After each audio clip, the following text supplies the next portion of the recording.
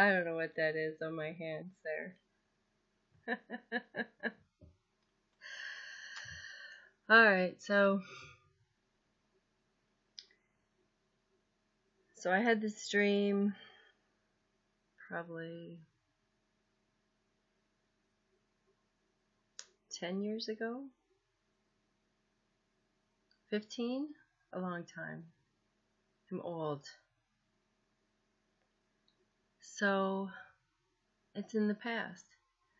And I'm living in this village, and it's a Viking village. And it's on a bay, and there's Viking ships and green hills and notifications. And I'm young, and I'm gonna get married.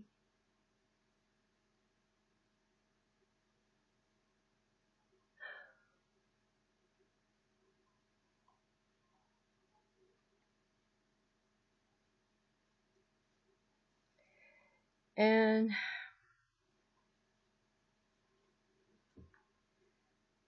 this was maybe 1,000 years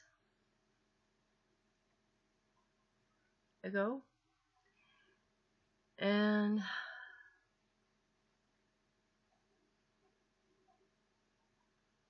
I loved this man very much. And we didn't get married. Something happened. And the village was destroyed. Burned. Destroyed, the whole thing. And it's strange, the connection I feel to that place. And it's just a dream, right? So I'm on a hill, and I'm praying in this dream. This was before Christianity was there. There were no Christians.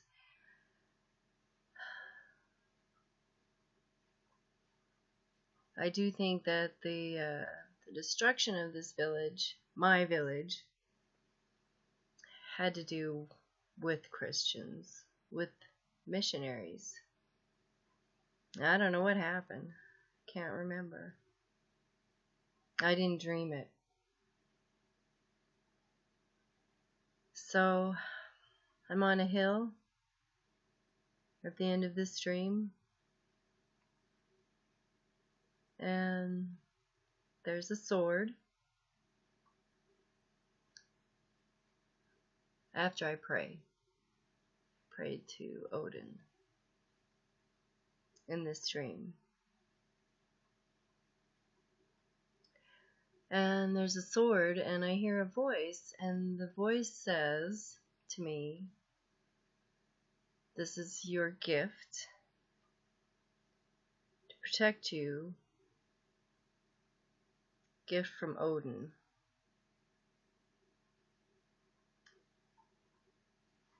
Because you never spoke ill of Odyn. And as far as I know, I never did. So, and the voice said the sword's name is Sigismund. That was not a name that I even knew at the time. I had to look it up. Sigmund. I'd heard that name, of course. Sigmund Freud.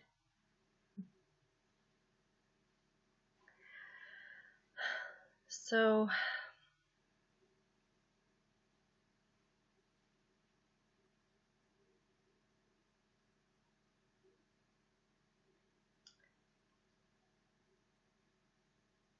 it's hard to explain the feeling I have of during these times a reconciliation of things that have been done in the past, things that have been done to maybe to us or maybe to our ancestors.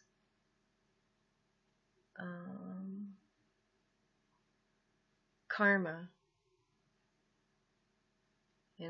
karma. And some maybe evidence of reincarnation. I don't know if you're experiencing this. I think that some of you are. When you see or speak to some of the other affecteds, it's like you know them, or you're familiar with them, or you met them. So there have been people that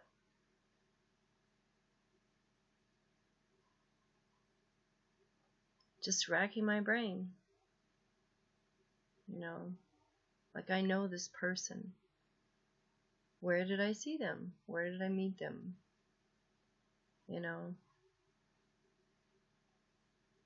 Like if you run into somebody in the grocery store and you know them, and it slipped your mind, and you talk to them and they're so familiar, like you know them, and then you talk to them for a while and you're talking and talking, and then you start to feel guilty because you can't remember,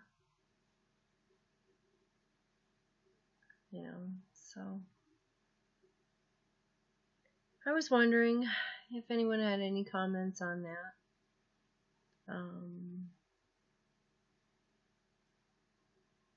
I lost my notes, so I have to pause and think.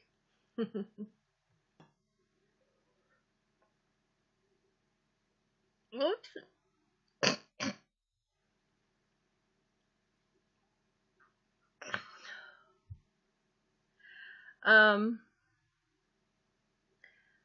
So some of you Christians may be saying, well, I just know someone's going to say that I had a dream that was given to me by a demon, that I shouldn't follow any signs that I see there. And I just want to reassure you that I've consulted with Jesus quite a lot on these things and on other similar things. And you know what Jesus said to me? He said he wants me to be protected. So, now I know some of you are going to make a lot of funny jokes. Go ahead. Go ahead. I can take it. I can take it.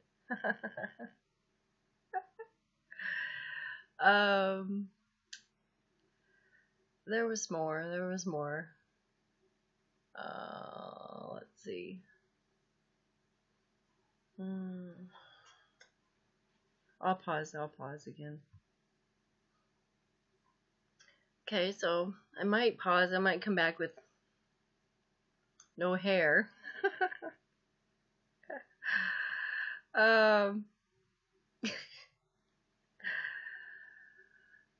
Now I forgot what I was going to say again.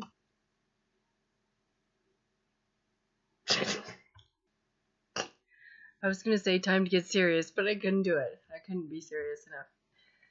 I couldn't pull that one off. Anyway, yeah, the mountain range around me keeps changing.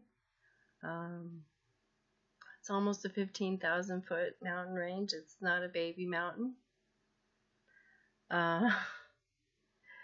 It's a little disturbing. I have to tell you, I don't want to go up there anymore.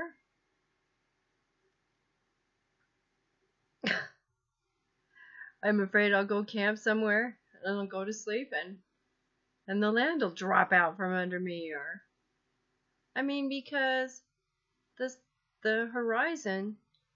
I'm gonna do okay. Here's what I'm gonna try to do. I don't know. You guys comment how what you think of this idea, because I could do this.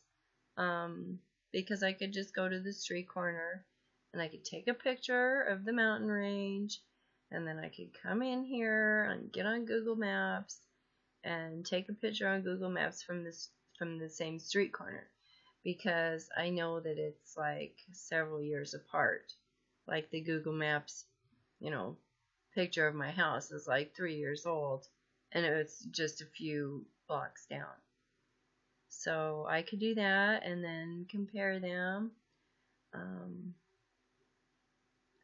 I don't know, I do research on things, but I don't look into trying to find a lot of residue or trying to prove the Mandela effect. I see that things will change, and I could take a picture of that mountain range, and then the mountain could change, and then the picture could not be changed, and then the picture could change, and then the mountain could change again, and then the Google Maps, and maybe it's just a lot of heartache. I mean, it's hard to look at that mountain range, and because we're talking hundreds of feet of drop. We go down, we go back up. The foothills over here, they were fairly low. This is the way far end of the foothills, right? Like right down here, and they were low, just gentle hills, and now they're, and it's like, what the heck? The whole land area is more like folded up. So I guess the true very end of the foothills is farther out, and I guess I'll just need to drive out there and see what it looks like. So now, and for me, the geography changes and the map changes just started about 3 months ago. And the mountain range and the foothills area, and that has just started to change, like a month ago. So, like I said, I think we're on a different planet. I think we're shifting through these different versions until finally we're not on Earth, we're on another planet. Maybe what's happening is just a matter of as we travel, our perceptions changing.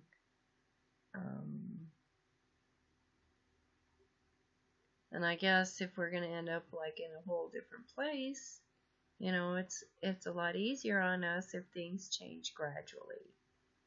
Now, it would be totally a lot easier on us if there was somebody that knew about this that could tell us. It could, maybe told us a long time ago, because I know a lot of us really feel like this happened a couple of times, maybe once for me in maybe 1985.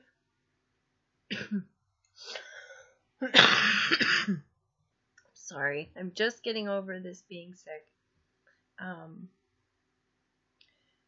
And then again, I think it happened maybe, I'm thinking like 97 or 98 for like a year, maybe 6 or 7 months. I don't know. Maybe the better part of a year, but I remember during that time period, arguing with my ex about things like, Luke, I am your father. And there was a few things like that in its time period of a few months. So, and then the first time I was probably like 7. And that was, well, 85. I don't know. Yeah, so maybe twice when I was a kid, because I remember the upside down Christmas trees in 1985 or 1986. And so I was 12 then.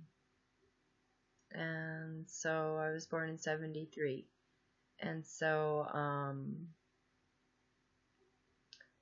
then the first time I was only like 7, because I was coming home. I rode the bus home on first grade.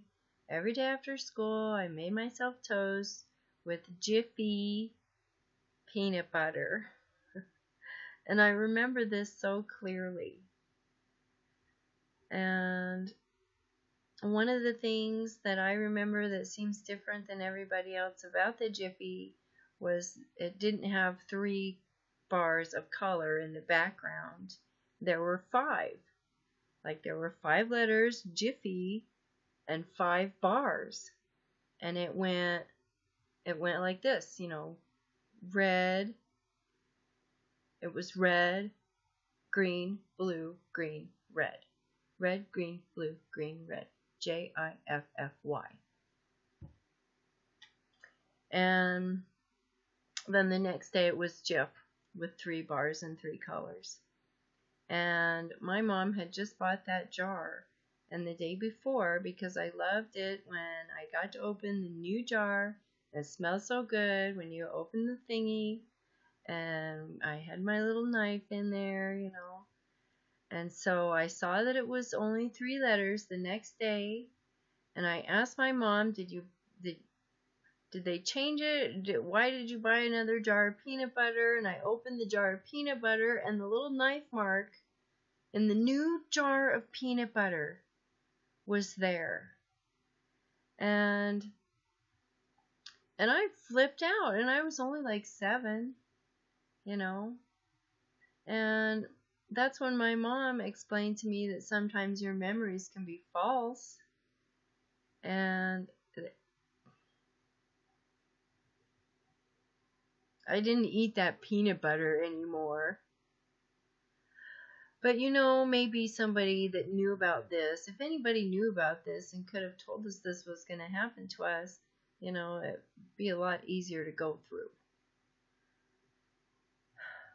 But I do think we're going to end up in a different place, so maybe that'll be good. I don't know. I think it will.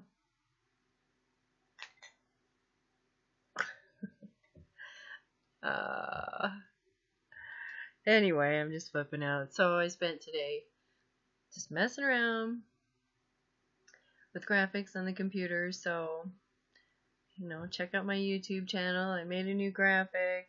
I made a little rocket ship that hopefully looks more like a little rocket ship for my little avatar icon thingy. Oh, I didn't mean to do that. It's so messed up. And, I made myself a little coat of arms. And so it has my turkey, my deer, my dove, my cross, my sword named Sigismund, and my mouse. Why the mouse? Because I spent probably the better part of my 20s and all of my 20s and first part of my 30s. I didn't talk. Like, I didn't have anything that I had to say. People thought I was shy, but I wasn't shy. I've never been shy. I just didn't have anything to say to anybody. I didn't talk. I didn't understand the world around me. I didn't understand the system. I didn't understand the conversations that people were having. Like, not that I didn't get what they were talking about, but I couldn't get myself to be into it, So I spent a lot of time reading and things. But I didn't talk, and so I'm only 5'1", and I'm not very big, and so sometimes people would say I was a little mouse, like a little mouse. Then, even just recently, before I worked at the church, this one person kept teasing me and calling me a church mouse, church mouse. So, so then I go, I'm trying to make a name, one of these login names, and it's I just picked the auto generate thing, and it auto generated Deadly Mouse. So that was before I was Mandela'd, just last year. So I've had that Deadly Mouse login elsewhere. If you see it, you know it's me. I'm not going to tell you where.